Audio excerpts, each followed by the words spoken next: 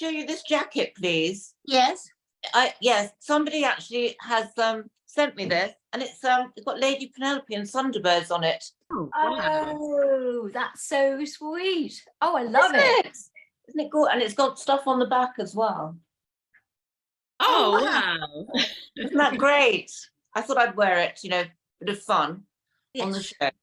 A bit Don't of know about fun. outside, but I love it. Thunderbirds, Wonderbirds. that's Yes. absolutely. That's who you are. You're little fledgling Wonderbirds. You're getting bigger every day, getting more and more mature, aren't they? Yes. Our little mature Wonderbirds. That's right. Very good, very good. Well, we've got the most exciting guest today, haven't we? Our resident psychic, a medium. The most amazing June Field. Hooray! Yay! Hello. How are you guys? How are you doing? How's Beanie? Oh, Beanie is fine, but that's another story for another time. But we will tell Okay. you. But you haven't met Natalie and Caddy, have you? No, I haven't. Did we meet Stunning? Did we meet? I did. I met you after your lovely performance, and we had a little chat afterwards in the bar. And yes, I remember you. How are you? You were just so fabulous, all of you, that night. It just went so quick. I thought, blimey, is this the interval already? And then it was gone. It was done. So it was great. And this is Caddy, who is our newest girl. Yes, I'm brand new. So lovely to meet you. Nice to meet you. I wish I was brand new. I'm getting on a bit, you know. I'm far from brand new, but it's lovely to meet you, all of you, and you, Dee, as well. Lovely. Nice to see you.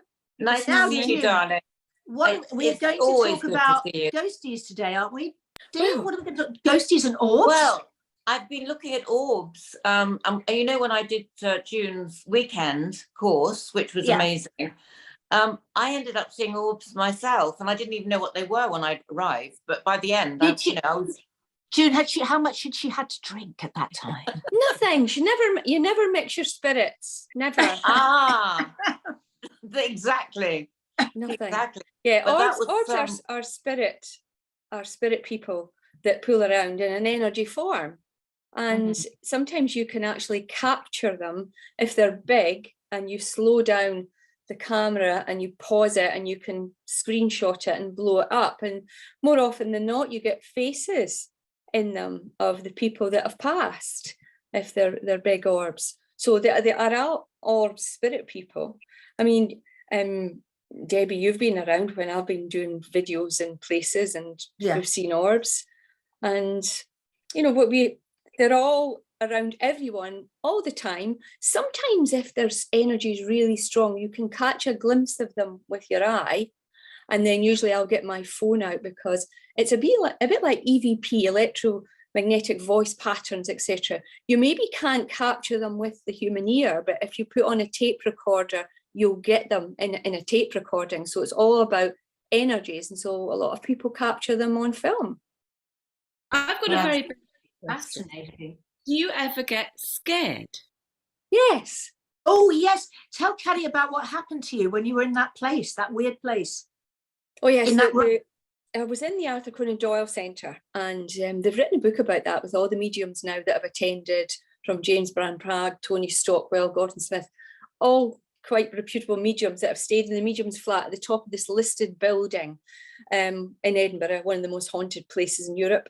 And I stayed there with a student, and funnily enough, I did a workshop just at the weekend there, and the same student, she came on and I said, do you remember? She went, how could I forget? I'm totally traumatized with that. But they had the Psychical Research Institute in to the centre. They had them in that weekend. And I said, why did you have them in when I'm going to have to stay in that building by myself? And they just give you the medium's keys, and you are on your own in buildings. And the flat is right at the very top, and it's a huge building, and it's listed, and I don't like the feeling in there anyway. So with them mucking around and poking the bear with a stick, so to speak, I actually went and I asked my student, I said, are you coming on my course? She said, yes, of course, I'm your stalker. And I said, well, have you booked accommodation? She said, not yet. I said, well, do you want to stay in the flat? So she did. And of course, 2 o'clock in the morning, fire alarm went off, and I knew that there was no fire. So we got up. I knew they just wanted us out of the flat. And we went downstairs, phoned the panel, the number, and they said, oh, that's the basement. Go down and check. I went, there's no way in hell I'm going down to that basement to check. There's no fire, switch it off. So we went upstairs again, felt spirit all around her. She wanted to run, and I said, you walk. I got back in, and then someone started pushing on the door of the flat. And her eyes were like saucers. And I said, it's fine, we're safe in here. Then the bin lid started to go in the kitchen. I thought, maybe we're not. And then I really just read the riot act and said, you need to leave, you need to go. I never ever stayed there again, although I've taught there a few times after that, but I stayed in the Hilton round the corner. Quite right too. Quite right too. That's a steal. I wouldn't be in there in the first place. You know, Someone hinted there might be an issue. I wouldn't be there. no, well, you don't know until you're there.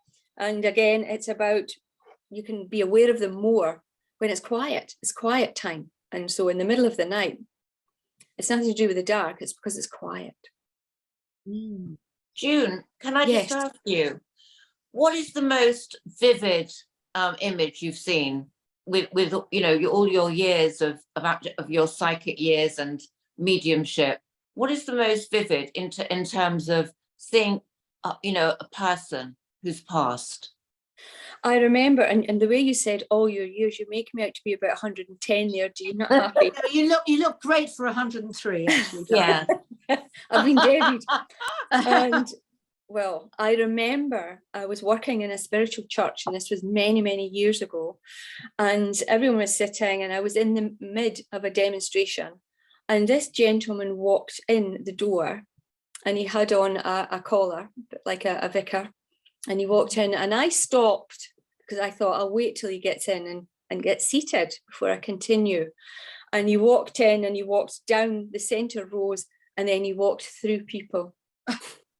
And I realised, and that was really clear, and I remember that from years and years ago, and I thought, he's not of this life, he's of the next, because it was only when he was so clear and so sharp, like looking at a person, there was no looking through or parts of him missing. He was clear, and I always remembered that. Can you remember how old you were when you had your first experience of knowing that you had this special gift?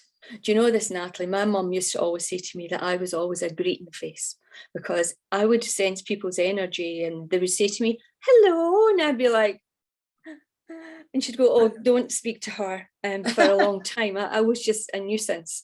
So about 4 years old, I remember in my bed and always watching people in my room.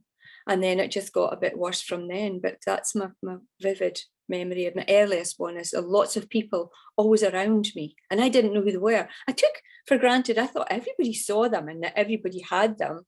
But it frightened me because I didn't recognize them and I didn't know who they were. And they would just look at me and I would be smiling, hi. And they wouldn't smile back. It was just, they would just look at you. They weren't looking sternly, but you know how you when you get afraid of something, you'll go, hello. No smile back. They just watched me.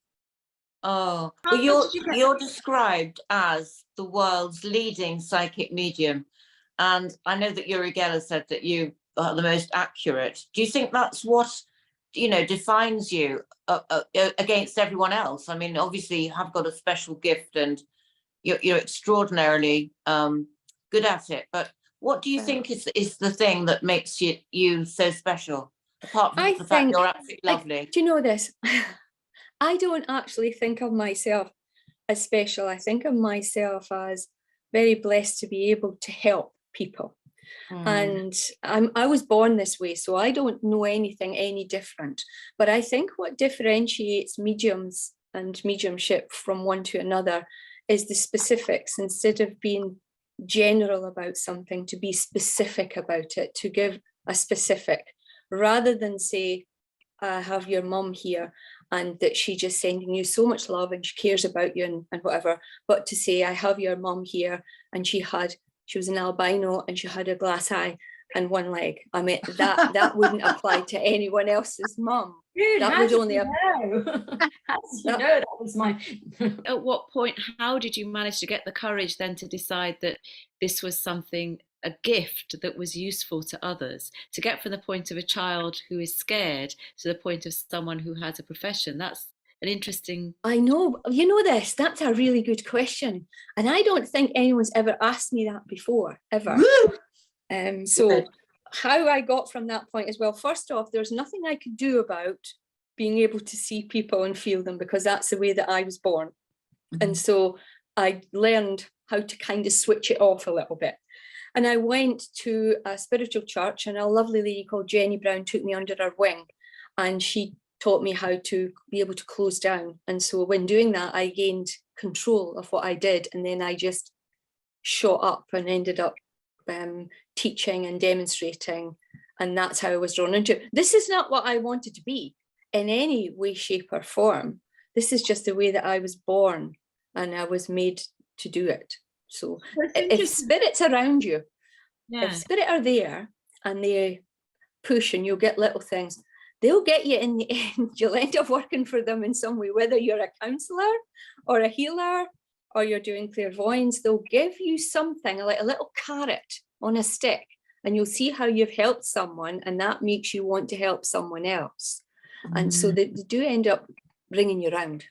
It then becomes scary later on because I was able to control it. But when you're young, you think to yourself, when you go to school and you think, people are not like me. I'm a bit different from people. And you start to realize that you're not the same, and not everyone is the same. But I was very fortunate that in my family, my mum's aunt, my great aunt, she was a transfiguration medium, but it missed a generation and it hit me. So she kind of knew when I was saying, oh, and there's lots of times that when I was a teenager, my mum and dad would be in bed, I'd be at home, and I would go right into the room and I'd say to my dad, Dad, you have to go in my bed because I'm going in there with Mum, because there would be people around me. And I would go in with my mum, she'd go to sleep and they would still be there. It didn't make a blind bit of difference. She'd be sleeping and I still see them. That was my next question. You see, what did your mum think? Because I know if one of my children were like that, I'd be saying, close it down, stop. Yeah. You know, I'd find it very difficult because I'd be afraid.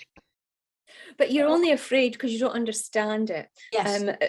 People are people. These orbs, these spirit interactions with you are just people without physical bodies. They'll draw to you because they're connected to you. And you shouldn't be afraid. It's a bit like being afraid of evil spirits, etc. The same as being afraid of being stabbed by somebody who's drunk and on drugs in the town at 3 o'clock in the morning. What's the chances of that happening to you? None. Because you're not going to be in the town wandering around at that time. So you stick with what you know, you surround yourself with good. And so with the right intent, like attracts like. And your people on the other side of life wouldn't allow anything bad to happen to you. My mum was the size of nothing, but she was a feisty wee woman. I'll tell you, somebody'd have to go some to get through the door to hurt me because she'd have them. She was an ankle biter. She wasn't big, but she'd bite you. My mum had 2 aunts who were very psychic, and one of them always knew if somebody was going to pass. And so I was brought up with my mum talking about that. But my mum also, she used to read my fortune with normal playing cards. Plus, I would often get home from school and just sit down and join in with her. She would have this sort of Ouija thing set up, and she would be talking to my grandpa or my grandmother. And I remember once trying to test her and saying, Mummy, put your hand like that on the glass so it couldn't possibly move, which of course she did. She was barely touching it. And that glass was moving around, answering her questions. No, so I grew up and that was completely and utterly normal to me. Mm-hmm. She didn't have your gift, but her aunt was somebody who could communicate with the other side, and so to me it was so normal that you know conversations we had. It is normal. It's normal to me, and what I do is very normal to me. But people will go, oh, what? And I go, well, well, that's normal, but I wouldn't suggest people play with Ouija boards or use a Ouija board, because unless you're in control of it and you know what you're doing, because what you're actually doing is you're opening the door and inviting people in. 9 times out of 10, great, you'll find where you've left your watch or where your missing keys are, etc. But the 10th time you could let in something that's not quite nice. It's a bit like leaving your front door open and going to bed. Most times people say, I've shut your door, you left it open, but another time someone might walk in. So be quite careful about doing that. Yeah. With Ouija. I remember going to Palm Springs and I was working out there and my son was there and he brought his friend. His friend had just lost his mom, and I said, tell him to come along. And we had rented a house, and in the cupboard were all games and everything, and there was a Ouija board. And I said to them, that has to come, that's out of the house, get that out. And they had a sort of an outhouse, and I made them put it away down in the outhouse. I wouldn't be in the house with it. Well, I remember you used to say, I'm talking to Grandpa, and I said, well, how do you know it's Grandpa?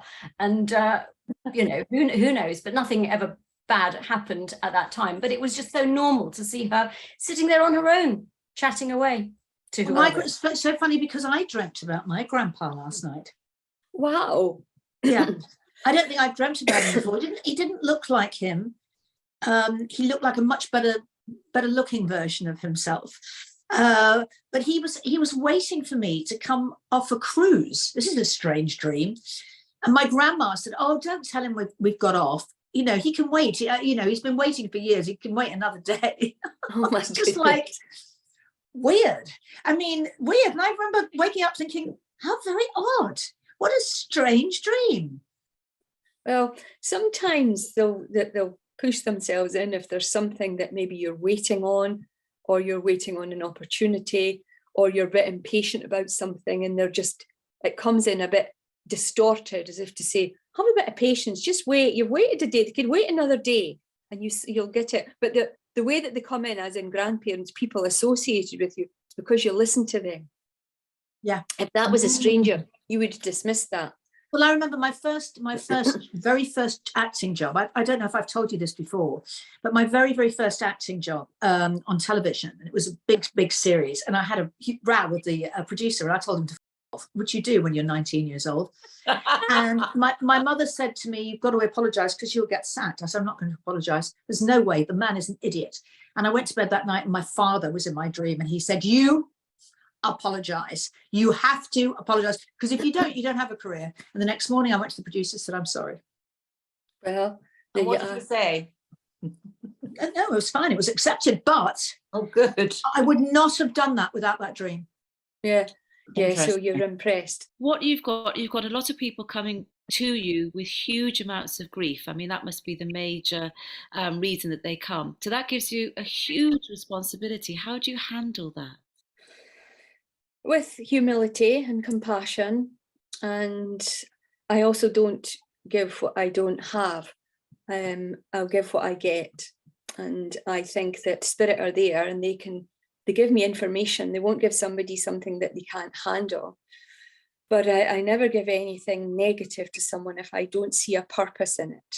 If I saw, for instance, that somebody was going to drop dead the next day, and there's nothing I could do about it, what is the point in telling them? Or if they were going to die in 6 months, why tell someone that if there's nothing they can do about it other than sit and worry and wait? So it is a responsibility, but I have trust in those that come in. And I remember I'm bringing for people's loved ones, and they're not going to deliberately hurt the person that they love. They're just trying to prove their existence. Did someone teach you that, or did you decide yourself that? Well, no, this is not something I wanted to do. I went to a spiritual church to learn to close down, and I interacted with a lovely lady who was head of development circle. I didn't even join the church. She said, we've got to get this girl in. We have to get her in. And I went to development circle to learn to close down 1 week and her house the next week. And I alternated weeks from there. And she was just wonderful. And I used to get very emotional with people if I brought them in. I say, oh my goodness, I've got this. And I remember her always sitting in the front row when I was learning to demonstrate, and she would go, get rid of that link. you have to be like the surgeon, you have to be distanced, you have to not get emotionally involved, otherwise you're not going to be any help to anybody. And sometimes in my head, if I go to get emotional about something, I can just see her sitting there and she'll just go. She used to go into trance, and I remember her saying to me in trance with a man's voice that I would be doing a lot in life and be traveling around the world, and that she would not, this lady that is here, this one will not see your full potential from this side of life. And I ended up doing transfiguration and materialization in some ways. And I remember being in Spain, and I did my first proper transfiguration demonstration in Spain. And I hurried up the stairs after it in the apartment that we were staying in. And there was a message from her daughter saying that she had passed away that night, and so she didn't see it from this side of life. And I did her funeral for her, but she always used to say to me, I could be much more help to you over there. God, there's so much to talk about with you, Well, you'll June. come back and see us soon, as always. Yeah, We shall I see you. always course, will. of course. It's been such We a did- pleasure. It's so lovely always to talk to you, and I really, thank you for all the sort of help you've given to all of us and our families and everyone. And we love you. We love you I very love you much. too, you guys. You're just fabulous. And you look My lovely. pleasure. Always here. Take care, lovies. Love you. And you, darling. Bye Lots of bye. love. Bye. Bye. Bye. Oh, she's amazing, isn't she? That was Absolutely. fascinating. I had so many questions to ask. I had to stop myself. It was just because I wanted to know so much more about her as well. Yes, Yeah. yes. Well, Yes. you will be able to ask her soon because she's coming back.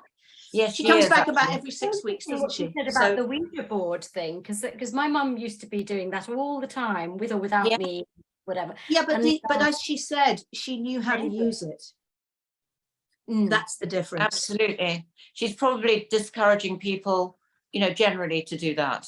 It's like somebody can drive a car, you can drive, but you give it to somebody who can't drive, it's a murder machine. So, you've got to be able to, you've got to be able to be confident in what you're doing and know that you're not hurting anybody. And I think, the Ouija board is, for some people is something that's a game, and it can't be. Mhm. absolutely Serious. No. Serious, folks. All right, guys. Well, listen, have a lovely time later, and we'll see you very soon. We will. See you soon. Bye. Bye.